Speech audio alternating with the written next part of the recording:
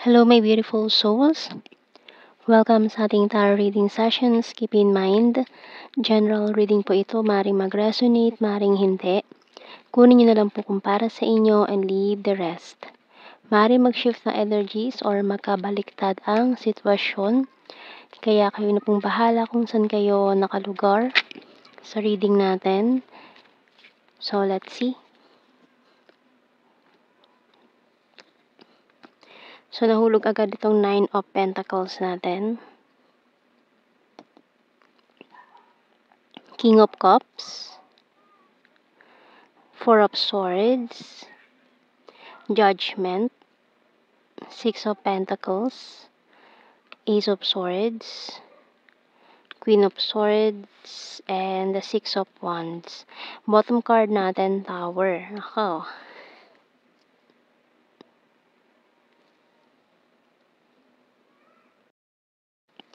So, let's see muna sa ating message ng Archangel dito.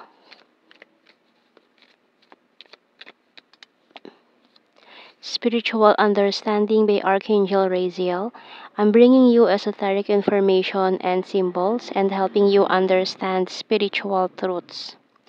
So, may mga katotohanan na lalabas ngayon. Kasi itong mga nangyari sa iyong past with the Tower card na hindi mo alam kung bakit nangyayari or bakit nangyari itong mga bagay na to in the past. Nag-struggle ka ng husto to achieve your goals, your dreams, and ngayon it's about parang awakening or parang maunawaan mo na kung bakit mga nangyari itong mga bagay na ito. May mga bibitawan ka, kailangan bitawan this time with this judgment. So, may mga desisyon, may mga bagay na kailangan kang bitawan para ma-reach mo itong mga goals na ito. So, tingnan natin, signs and symbol cards. Kasi it's about new beginning for you. So, kailangan ng isara. Yung mga kailangang isara. We have the deep well. Bonfire or glass. And target. Bottom card, Clover.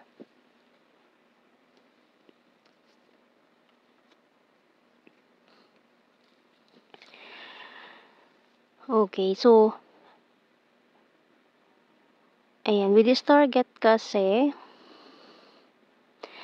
so nag-struggle ka nag-i-struggle ka dahil yung mga pinanghahawakan mo is hindi talaga yun para sa'yo. So, kailangan mong bitawan tong mga bagay na ito na hindi para sa'yo. Kailangan mo tong pagdesisyonan kasi parang mahirap gawin. Oo, mahirap gawin, pero kung hindi talaga yung the best for you or makakabuti sa'yo, kailangan mong gawin, no?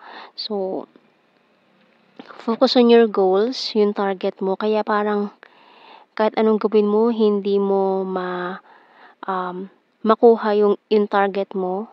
Kasi yung focus mo kasi is nakaano sa iba, sa ibang bagay na hindi naman talaga para sa'yo or wala kang nakukuha or napapala doon sa bagay na yon na pinanghahawakan mo.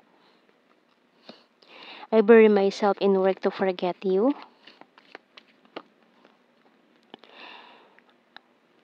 I left you before you could leave me. So, kung tao man itong pinanghahawakan mo, maaaring kumakapit ka sa isang relasyon or sa isang tao na hindi nakakabuti para sa'yo.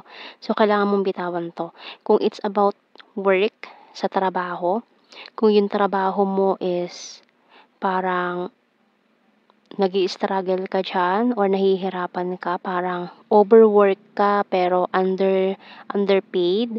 So, ayun, siguro kailangan mong bitawan kasi hindi para sa'yo. Kumbaga, hindi ka mag-grow or hindi yun the best para sa'yo. So, you deserve better than that. Kailangan mong bitawan yun.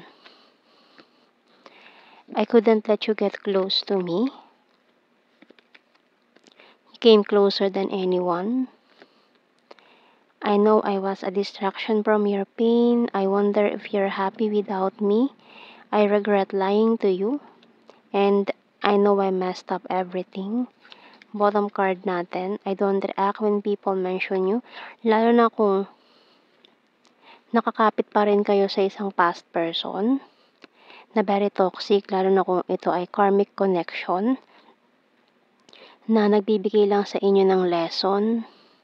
Itong connection na to, it's about lessons in life na once na pagdaanan mo na, natutunan mo na yung mga lessons mo, tama na, wag ka nang bumalik. Kasi natutunan mo na yun, ang mangyayari is relapse. Kumbaga nagmo-move on ka na, kinakalimutan mo na magre-relapse, back to zero ka na naman. So, forget the past, lalo na kung karmic connection.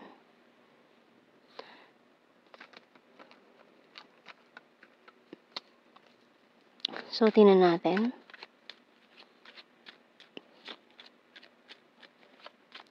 So, kung natuto ka na, dapat natuto ka na. Alam mo na yung gagawin mo. Oo, ayan o. Kasi itetest ka ng universe. May mga past toxic cycle na babalik na naman. You're my destiny. Stubborn but practical. You're my twin flame. I want to protect you. I'm addicted to you. Money is important and I miss you so much. Being defensive, bottom card.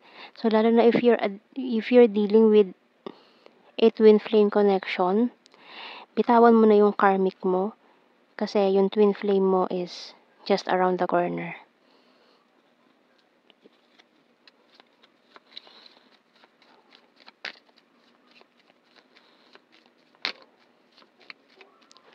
Kuha tayo ng initials. Letter Y, L, T, N, C, A, O,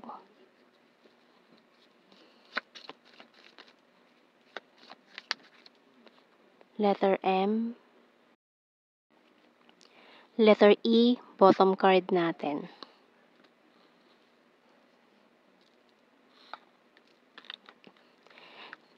Kasi anong nangyayari, yung para sa'yo, yung twin flame mo, hindi makapasok sa buhay mo kasi may pinanghahawakan ka pang karmic cycle.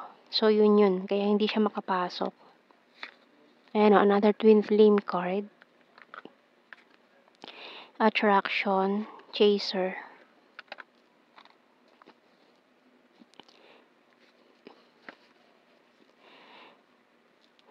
Kaya kailangan mag-provide ka ng room for this person or dito sa taong ito na papasok, lalo na kung twin flame mo to. Kasi kung panghahawakan mo yung karmic mo, wala talaga mangyayari dito sa connection na to. And kasi doon nakasalalay yung mga goals mo din eh. Kasi isinasaayos na yung mga bagay-bagay. So, kailangan mo nang bitawan yung mga kailangan mong bitawan. We have here Sagittarius, fantastic friend, Mindanao, high expectation, trustworthy. August, cup is water sign, Cancer, Scorpio, Pisces. Perfect smile, chaser again. Crazy for you. Flower, farm, attractive. Has a dirty sense of humor, rainy season. Sword is air sign, Gemini, Libra, Aquarius, very serious. Party, animal, athletic. April, quiet person. Future lover. December, very loyal. Eye contact and emotional.